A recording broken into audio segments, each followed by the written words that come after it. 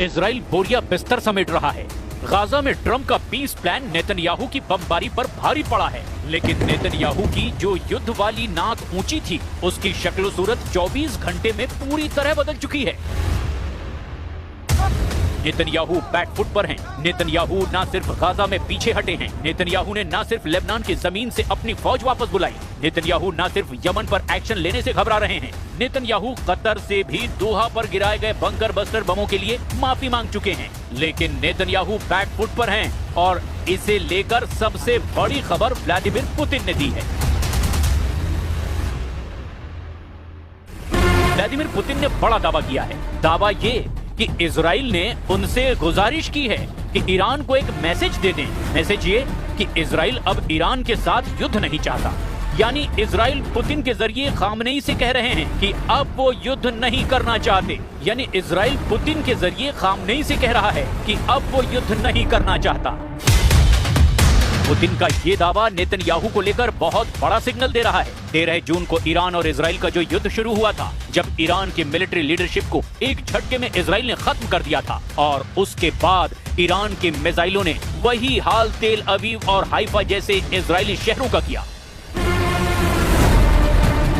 अब नेतन्याहू उस ईरान का सामना नहीं करना चाहते। व्लादिमीर पुतिन ने ये दावा ताजिकिस्तान में किया है। राजधानी दुशांबे में सेंट्रल एशिया रशिया के बीच शिखर वार्ता के दौरान पुतिन ने ईरान को लेकर इजराइल का रुख बताकर सबको चौंका दिया।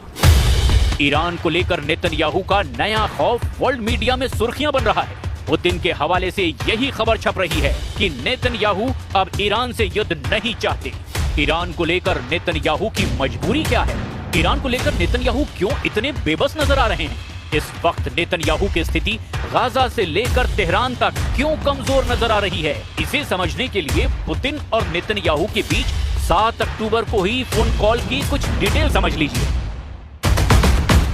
इस फोन कॉल को लेकर रिपोर्ट है कि नेतन्याहू ने पुतिन से कहा कि आप ईरान को फाइटर जेट और बाकी हथियार ना सप्लाई कीजिए, और ईरान और रूस के बीच इस वक्त सुखोई 35 की डील को लेकर बात चल रही है। रिपोर्ट है कि नेतन्याहू ने इशारा किया कि अगर आप ईरान को हथियार सप्लाई करेंगे तो इजराइल यूक्रेन को हथियार पहुंचाएगा।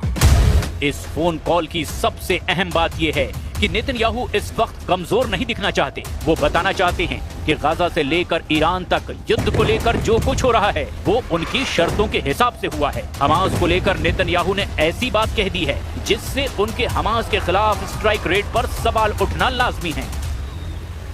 חמאס הסכים לעסקה רק כשהרגיש שהחרב מונחת על צווארו, והיא עדיין על צווארו. החמאס הסכים לעסקה רק לאחר שתוכנית טראמפ